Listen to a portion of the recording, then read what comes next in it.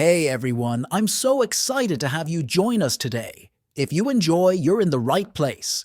Before we dive into today's video, if you haven't already, make sure to hit that subscribe button and ring the notification bell so you never miss out on our future content. We're building an awesome community here, and I'd love for you to be a part of it. Ryumin's phone vibrated. Glancing at the caller ID, it was his close friend. Ryumin said as if nothing had happened. "Hey, Seunghan, are you crazy? Don't you play innocent with me? Don't you know we're all screwed because of you? How called you boss your friends around with authority's position? You dare call your human after that?" Ryumin replied, "Hey, I didn't have a choice. Black Scythe's hands if I didn't do that. Then you should have just died." His friend's voice trembled with anger and said too, "Rather than hurting your friends, you should have just kicked the bucket." Ryumin replied, "You bastard! This isn't fair to me either. Didn't you see my stats get nerfed for being the zone representative? As if you're the only one who get nerfed. We wear chicken advantage of by our friend. None of this would have even happened if you weren't greedy about being the zone representative in the first place. You traitor! Don't ever call me again. Whether it's real life or the other word, don't act like you know me, 'cause I might go mad and kill you if I see your face ever again." With that, the call ended abruptly. His friends seemed infuriated. Ryumin said, "What did I do that was so wrong? I'm also a victim here. I'm going to tell the other guys to crush that bastard." Through he felt wronged, he had to let go of his anger. With that in mind, he attempted to contact another friend, but received no response. He threw his phone and said, "That's right, friends. I don't need any of that shit. You live your life alone anyways." What did he say? He's going to kill me if he ever sees me first ever again. He wants a piece of me? Despite being abandoned by his friends, he didn't feel lonely. On the contrary, his eyes blazed with anger. "Just your run into me next time I'm going to kill all of you." Ma Kyung-grok, the owner, greeted with a smile and said, "You made it out alive again this time?" Sang Cheol replied, "I was lucky. Round 3 must have been a bit difficult. Are you okay?" "Yes, sir. Perhaps it's because the monster was weakened, but I didn't have too much trouble." "What's your current level? Did you get a class yet?" He replied, 11, sir. My class is Knight. By the way, Aaron is the same level as me. However, her class is different. She's a summoner." "A summoner?" Ma Kyung-grok showed an unexpected enthusiastic reaction and said, "That's amazing. I don't think that's common class." I was surprised as well. After her class change, she summoned fairies and cast protective shields. Thanks to her, I was able to hunt safely. Ma Kyung-grok said, "That's great. Maintain a close relationship with actors Aaron as you are doing. If you like her, you're free to date her as well." He confused and said, "Date her? What do you mean by that?" "I'm just saying that dating makes it easier to catch others' weaknesses. I don't mean to date her seriously." Sang Cheol didn't pay much attention to the suggestion of finding weaknesses. He had already carried out more severe orders. "Should I date her then?" Ma Kyung-grok laughed and said, "I haven't seen you flustered like this in a long time." Sang Cheol breathed a sigh of relief. "I see, Aaron. Wouldn't have any feelings for me anyway. Why not? You're so reliable and manly. She's still formal with me, calling me Mr. Bodyguard. Is that so? Anyway, what was that urgent report you had to give me?" Sang Cheol suddenly remembered and immediately lowered his head. "First of all, I'd like to apologize to you. I failed to carry out your orders to assist Black Scythe. I also failed to deliver your message to him." Sang Cheol nodded and gave a detailed report on Black Scythe's impressive achievements, and how he didn't require any assistance due to the overwhelming strength he had shown in blocking one of the entrances alone. When Sang Cheol mentioned the Black Scythe had ended up killing Harbinger of Divine Punishment alone, he was surprised and said, "The Agent of Divine Punishment? Sounds like a powerful opponent." So Black Scythe killed it? Yes, sir. He took him out with overwhelming skill, as if he already knew how to win. Black Scythe doesn't seem to be someone who needs help. Ma Kyungrok nodded and said silently, He truly is someone with skills beyond my imagination. It's enough to make me embarrassed for thinking that I got pretty strong with that Dark Knight rune. Black Scythe, give the opportunity or arises. I definitely want to meet him. Then he said to Sang Cheol, I will not ask you to bear responsibility since you have a reason. As Ma Kyungrok mentioned the truth of their identities, certain individuals come to mind and asked, But those gangsters, how's it going with tracking them? Sang Cheol replied, One of them has the name Ryumin. If we take that as his real name, they are about a few dozen people who have the same name in the country. But by narrowing, it's down to someone in their 20s living in Seoul. There are only 5 people. Their location? From what I've heard from detective agencies, it'll take about a month to get the addresses of all 5 of them. 1 month? Then we'll only have updates after round 4 is over. Yes, since there's no reason to be hasty, I think we can wait. How much gold do you have now? I have about 10,000 gold, so you're about 50% there. There's a common skill called tracking in the shop. Learn it immediately once you acquire 20,000 gold. Suddenly, Sang Cheol spoke up, recalling something and said, President, I forgot to tell you this before. Someone bought a large amount of shares from your company. Ma Kyungrok raised an intrigued eyebrow and said, Which company of mine are you talking about? It's Heavenly Demon Consulting, the one you're currently focusing on. What's their shareholder status? Please don't be surprised. They have 31% now. Ma Kyungrok questioned his own ear and said, What? One person bought 31% of our total shares? Yes. I also couldn't believe my eye when I saw it.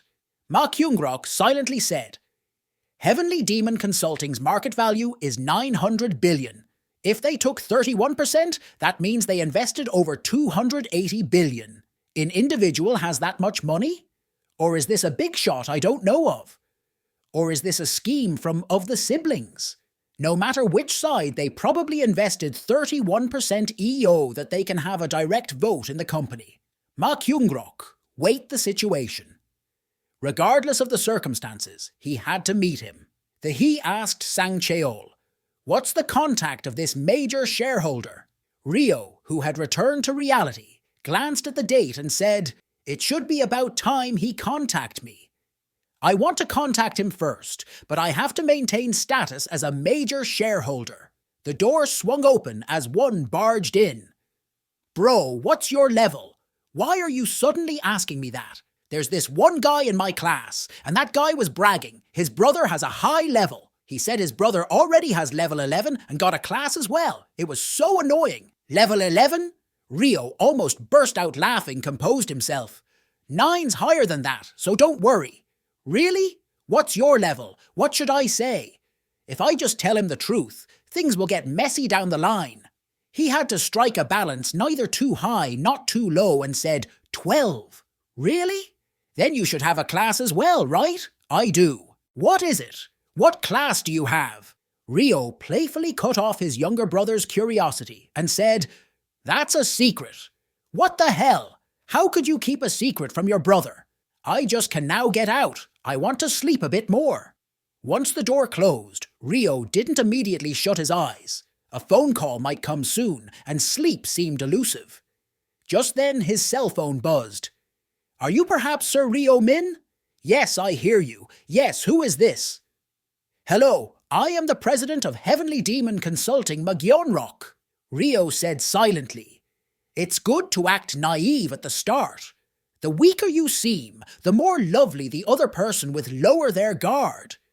You invested a lot of money in our company last month, right? Rio replied, Yes, but may I ask what the reason for this call is?